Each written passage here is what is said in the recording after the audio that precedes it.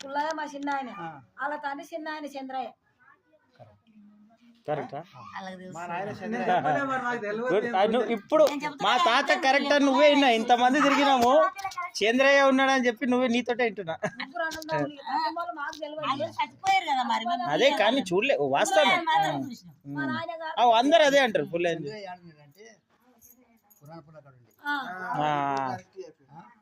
అవతల పిడిగిరి ఉండదు, అవతల